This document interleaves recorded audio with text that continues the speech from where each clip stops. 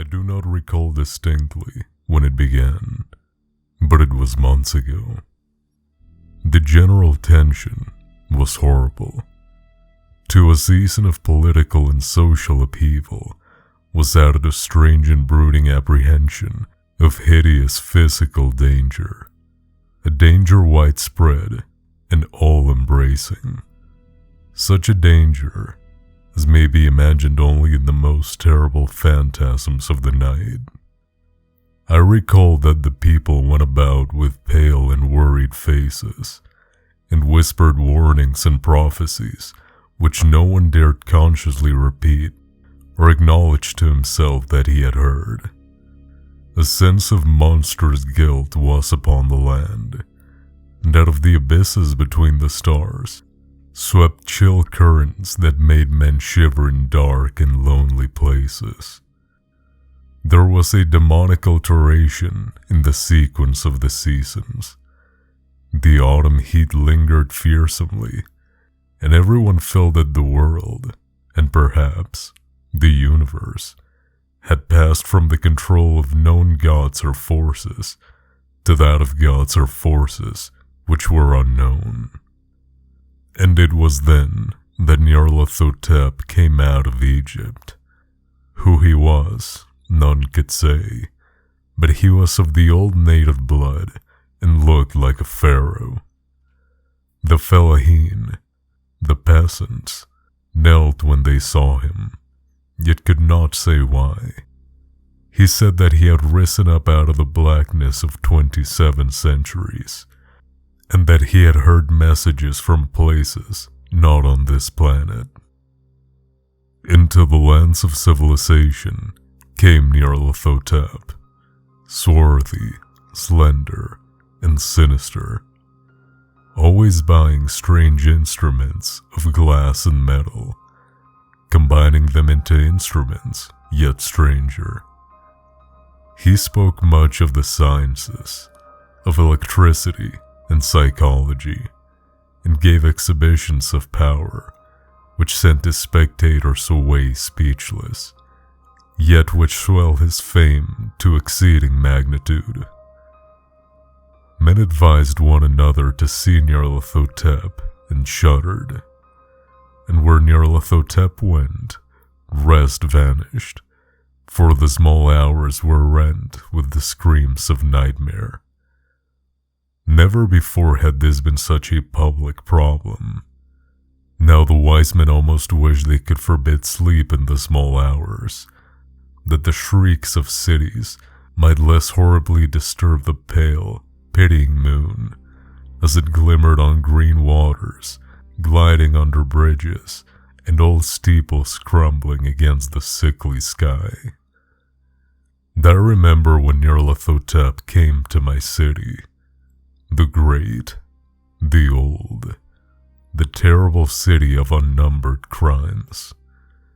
My friend had told me of him, and of the impelling fascination and allurement of his revelations, and I burned with eagerness to explore his utmost mysteries.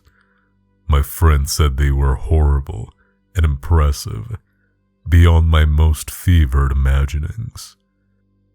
And what was thrown on a screen in the darkened room prophesied things none but Nyarlathotep dared prophesy. And in the sputter of his sparks, there was taken from men that which had never been taken before, yet which showed only in his eyes. And I heard it hinted abroad that those who knew Nyarlathotep looked on sights which others saw not.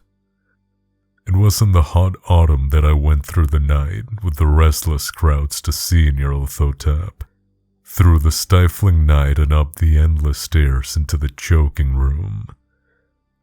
And shadowed on a screen, I saw hooded forms amidst the ruins, and yellow, evil faces peering from behind fallen monuments. I saw the world battling against blackness, against the waves of destruction from ultimate space, whirling, churning, struggling around the dimming, cooling sun. Then the sparks played amazingly around the heads of the spectators, and hair stood up on end, whilst shadows more grotesque than I can tell came out and squatted on the heads. And when I, who was colder and more scientific than the rest, mumbled a trembling protest about imposture and static electricity, Nyarlathotep drove us all out, down the dizzy stairs into the damp, hot, deserted midnight streets. I screamed aloud that I was not afraid, that I could never be afraid, and others screamed with me for solace. We swore to one another that the city was exactly the same and still alive, and when the electric lights began to fade, we cursed our company over and over again, and laughed at the strange faces we made. I believe we felt something coming down from the greenish moon, for when we began to depend on its light, we drifted into curious, involuntary marching formations. We seemed to know our destinations, though we dared not think of them. Once we looked at the pavement and found the blocks of loose and displaced grass, with scarce a line of rusted metal to show where the tramways had run. And again we saw a tramcar, blown, windowless, dilapidated, and almost on its side. When we gazed around the horizon, we could not find the third tower by the river, and noticed that the silhouette of the second tower was ragged at the top. Then we split up into narrow columns, each of which seemed drawn to a different direction. One disappeared in a narrow alley to the left, leaving only the echo of a shocking cry. Another filed down a weed-choked subway entrance, howling with a maddened laughter.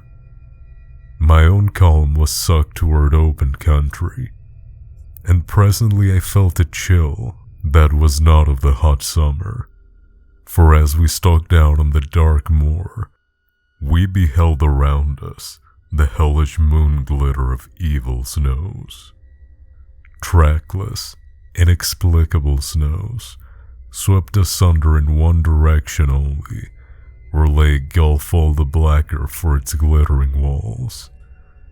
The column seemed very thin indeed as it plodded dreamily into the gulf. I lingered behind, for the black rift in the green-litten snow was frightful, and I thought I had heard the reverberations of a disquiet wail as my companions vanished, but my power to linger was slight.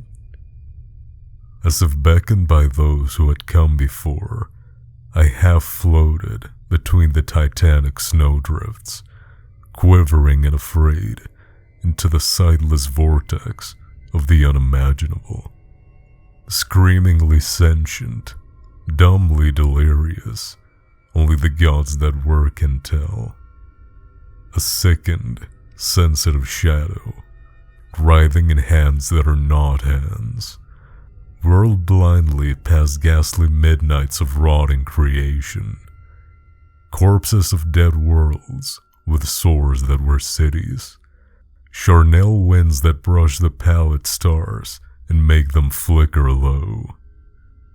Beyond the worlds, vague ghosts of monstrous things, half-seen columns of unsanctified temples that rest on nameless rocks beneath space and reach up to dizzy vacua above the spheres of light and darkness. And through this revolting graveyard of the universe, the muffled, maddening beating of drums, and thin, monotonous whine of blasphemous flutes from inconceivable, unlighted chambers beyond time. The detestable pounding and piping were on to dance slowly, awkwardly and absurdly, the gigantic, tenebrous, ultimate gods, the blind, voiceless, mindless gargoyles, whose soul is Nyarlathotep.